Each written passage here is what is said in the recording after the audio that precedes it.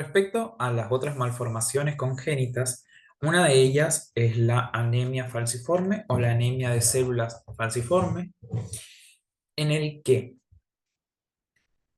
las dos globinas están.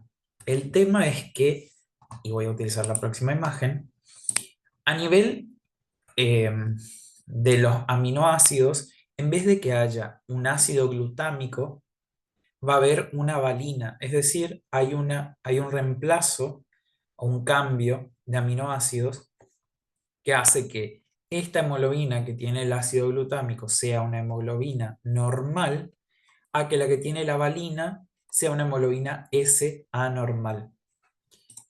Este pequeño cambio, que genera todo el resto de las consecuencias, genera una hemoglobina S, es decir, defectuosa.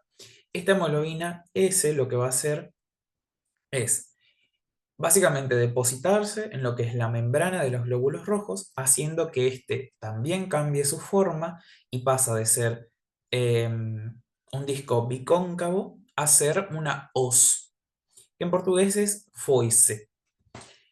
Falciforme viene de, sí, falx, que significa hoz, que era lo que parecía mucho a lo que tiene la muerte, digamos, la representación humanística, digamos, de la muerte que tiene su hoz o su afoice, eh, adquieren los eritrocitos esta forma. Al adquirir esta forma hace que cuando atraviesen los capilares pasen dos cosas y una de ellas la diferencia de la talasemia. En la talasemia, en la beta talasemia, veíamos que se producía una hemólisis por una destrucción de estos glóbulos rojos. Acá también se produce una hemólisis, pero el tema es que estos pequeños fragmentos lo que van a hacer es enclavarse en las arterias, produciendo microinfartos. Por ende, las personas con anemia falciforme cursan con una anemia hemolítica, una gran destrucción de glóbulos rojos, pero también cursan con microinfartos que se dan por eh, no es el depósito, la obstrucción de pequeñas arterias o arteriolas por estos glóbulos rojos destruidos. Es mucho más común en la raza negra, está mal decir raza negra, pero en los individuos afrodescendientes. ¿Y qué más? Eso. Y se da básicamente por el cambio a nivel de aminoácidos que vimos recién. Hemoglobina S, acuérdense. Por otro lado, y saliendo de lo que son, en realidad no, vamos a terminar primero los glóbulos rojos y después vamos a lo que es las plaquetas. Lo que puede suceder es que los glóbulos rojos nunca tengan forma de disco bicóncavo. Entonces se forma la esferocitosis congénita. Si se produce la esferocitosis congénita, o sea, el nombre dice esferocitosis congénita, quiere decir que hay una esferocitosis que no es congénita, que es adquirida. Esta se transmite genéticamente y afecta a los eritrocitos, haciendo que sean esféricos. De esta manera, como las otras dos anteriores, se pueden también enclavar en los capilares porque su forma no les permite que ellos se deformen para pasar por los capilares. Por eso es la importancia de que sean bicóncavos, porque cuando se reduce el espacio, el calibre de los vasos, estos se pueden deformar, cosa de atravesar los capilares, y si son esferocitos, no se deforman y por ende se rompen. Entonces, acá básicamente, o una pregunta que se les puede hacer en la ERA es cuáles son las malformaciones congénitas que cursan o que dan una anemia hemolítica. Son todas, excepto eh, la alfa-talasemia y obviamente la hemofilia. Pero la beta-talasemia da anemia hemolítica, la anemia falciforme da anemia hemolítica y la esferocitosis da anemia hemolítica. Y por último, vamos a ver la hemofilia. La hemofilia básicamente es una alteración en la coagulación por reducción o por ausencia, en realidad por ausencia porque es un déficit genético, de los factores de coagulación. Es un trastorno que se le dice recesivo por una cuestión de que se hereda por el cromosoma X. Es decir, yo necesito que sea recesivo en las mujeres para que se manifieste y en el hombre no. ¿Por qué? Porque como es herencia ligada al X, en realidad ustedes cuando lo estudian en genética lo estudian como herencia ligada al X y no como una herencia recesiva, en el varón, como tiene un solo X, si llega a heredar el X eh, defectuoso de la madre, ¿por qué de la madre? Y porque si es varón, no hereda el X del padre, heredó el cromosoma Y del padre y uno de los cromosomas X de la madre. Hay 50%, pues son dos cromosomas X, hay 50% de que herede el cromosoma afectado o no. En el caso de que sea una madre afectada, es decir, una madre sintomática, tenga los dos cromosomas X afectados, todos sus hijos varones van a ser hemofílicos. En cambio, si es una madre portadora, tiene un X normal y un perdón, defectuoso, el 50% o la mitad de sus hijos van a tener hemofilia y la otra mitad no. Como vemos acá abajo, tenemos dos varones de los cuales 50% tiene la patología y 50% no lo tiene. ¿Por qué? Porque en este caso o porta el gen defectuoso o directamente no lo porta. En el caso de las mujeres, como tienen dos cromosomas X, si tienen uno de ellos defectuoso y el otro sano, el sano compensa, es decir, como que se anula este gen defectuoso y las madres solo son portadoras de este defecto genético. Para que las mujeres expresen la enfermedad, tiene que producirse esto que está acá.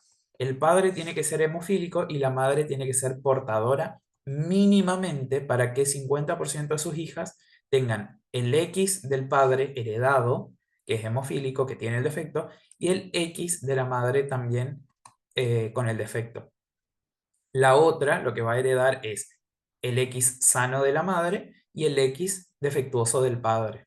Entonces es portadora, pero es sana. Repito, la herencia ligada al X afecta principalmente a los varones y las mujeres o las madres son portadoras. Y 50% obviamente de sus hijos son sanos y 50 varones, de sus hijos varones son sanos y 50% son hemofílicos. No existe el varón portador sano. O es enfermo o no es enfermo. Esta alteración hace que disminuyan, y ustedes van a ver en genética que si es hemofilia A, hemofilia B, hemofilia C, varía el factor de coagulación que esté afectado. Por ende, los pacientes tienen el trastorno en la coagulación. Esto acá lo puse cuando hice el Power, es un árbol genealógico de la reina Victoria, que básicamente lo que esta señora hizo fue, reina Victoria de eh, Inglaterra, tuvo un montón de hijos. Como ven acá, acá hay uno, dos, tres y así. Estos son todos sus hijos, que es en realidad esta reina Victoria. Tuvo un montón de hijos. Lo que ella hizo fue, vamos a poblar Europa. Entonces, ¿qué hacemos?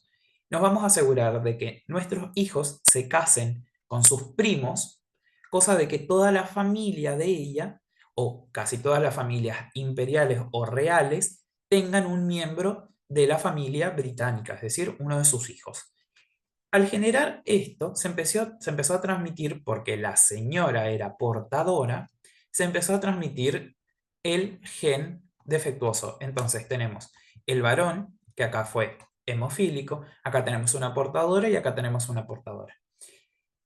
Sus hijos van a tener, acá tenemos otro varón enfermo, acá otro y cuatro portadoras. Y así se siguió transmitiendo genéticamente porque ella mandó que sus hijos se casen con sus primos, básicamente. Nada, porque tiene relevancia en la historia y fueron personajes importantes. Y esto les puse en su época para que se planteen algunas cosas. Si quieren lo resolvemos, porque nos queda tiempo, lo resolvemos ahora. La pregunta 1 es, llega al consultorio Andrea de 32 años para el control del segundo trimestre de su embarazo. En el feto, ¿en qué región o regiones se está realizando la hematopoiesis prenatal? Estamos hablando del segundo trimestre. El segundo trimestre va a abarcar el mes 3, el mes 4, el mes 5 y el mes 6. Es decir, estamos en la fase hepatoesplénica y ya empieza a subir la de la médula. ¿Qué células se están produciendo? Y las que se producen en el hígado y en el vaso. ¿Qué pasaría si una madre A positiva tiene un bebé AB positivo y el otro AB negativo? Depende. La solución sería, si la madre A positiva tiene un bebé AB positivo, no pasa nada. Y el otro AB negativo, no pasa nada. ¿Por qué? Porque no se afecta. Porque la madre es A positiva, o sea, es RH positiva. Tiene un bebé RH positivo y el otro es RH negativo. No pasa absolutamente nada. Acuérdense que los positivos no tienen anticuerpos contra el factor RH. Ahora, si la madre es B negativo, es decir, es RH negativa, y el primer bebé es positivo, y el segundo, obviamente el bebé positivo primero, si no se hace el tratamiento, el segundo bebé positivo va a tener eritroblastosis fetal. Esta pregunta, la idea es que sea sumamente confusa. ¿Por qué? Porque se le pone el grupo sanguíneo, el ABO, A, B, O, para que ustedes se confundan. Y la realidad es que ustedes presten atención en si son positivos o si son negativos. Después vamos con el verdadero o falso. Las hemoglobinas embrionarias son Gower 1, A2, Gower 2 y Portland. Esto sería falso porque no existe la A2. La primera célula en fabricar hemoglobina es el megaloblasto. Sí. Y los precursores de los eritrocitos, denominados megacariocitos, en la fase mesoblástica tienen núcleo. No, porque son megacarioblastos. Perdón, son megaloblastos. Los megacariocitos son los precursores de las plaquetas. El cuarto, durante la hematopoiesis, podemos observar todos los mecanismos de desarrollo. ¿Cuál es el orden en el que suceden y en qué etapa del proceso? Y bueno, y ahí ustedes empiezan a enumerar o organizar, mejor dicho, los mecanismos de desarrollo. Acuérdense que los mecanismos de desarrollo son diferenciación, tenemos diferenciación en linfoide, mieloide y después todas cada una de las células. Migración, tenemos desde los islotes de Wolff y Pander que migran hacia el resto del cuerpo o desde las células hepáticas totipotenciales hacia la médula y hacia el vaso respectivamente. Si hay diferenciación, hubo una inducción para la generación de las distintas células, para que esto se diferencien. Acuérdense que si teníamos, por ejemplo, eritropoyetina, iba a ser glóbulo rojo. Eh, Apoptosis, porque a la hora de formar el vaso sanguíneo, algunas células se apoptosan y mueren, y me está faltando uno. Inducción, diferenciación, migración, apoptosis, proliferación. Y sí, proliferación porque aumenta la cantidad de células. ¿Verdadero o falso? Otra vez. En la hemofilia se ven afectadas las plaquetas, lo que impide la coagulación normal. Esto está mal, porque no se ven afectadas las plaquetas, sino los factores de coagulación. Los linfocitos T producidos en las tres fases migran hacia el timo para madurar. Esto está mal. ¿Por qué? Porque en la fase megaloblástica, mesoblástica del mesodermo, no se producen linfocitos T. En la talasemia está afectada la producción de la hemoglobina, dando lugar a la hemoglobina S. Acuérdense que no es así, porque en la talasemia vamos a tener producción de hemoglobina defectuosa, sí, pero la hemoglobina S es característica de la anemia de células falciformes. La serie mieloide genera eritrocitos, plaquetas y linfocitos. Está mal. ¿Por qué? Porque la serie mieloide genera eritrocitos, plaquetas y granulocitos. Y ahora lo que les quería mostrar, si es que Google, pobre Google, si Zoom me deja, es esta imagencita de la anemia de células falciformes que se mueve. Esperemos que me deje, si no voy a empezar a revolear cosas. No me está dejando. Dale, es tan lindo como se deforma el glóbulo rojo. Déjame que les muestre. O no, vea tu criterio. Bueno.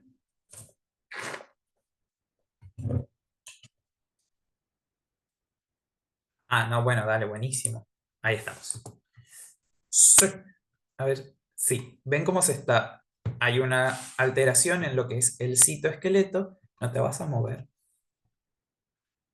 Ahí está. Hay una alteración en el citoesqueleto. Ay, ya está en portugués. Bueno, léanlo ustedes. Tornando-o menos maleável, mais frágil, encurtando sua vida. ¿Va? No voy a explicar el resto. Por el depósito justamente de la hemoglobina S en lo que es la membrana y de paso altera el citoesqueleto, haciendo que dejen de tener forma de disco bicóncavo y pasen a tener forma de os. Y con esto terminamos la clase de hoy. ¿Duda o pregunta?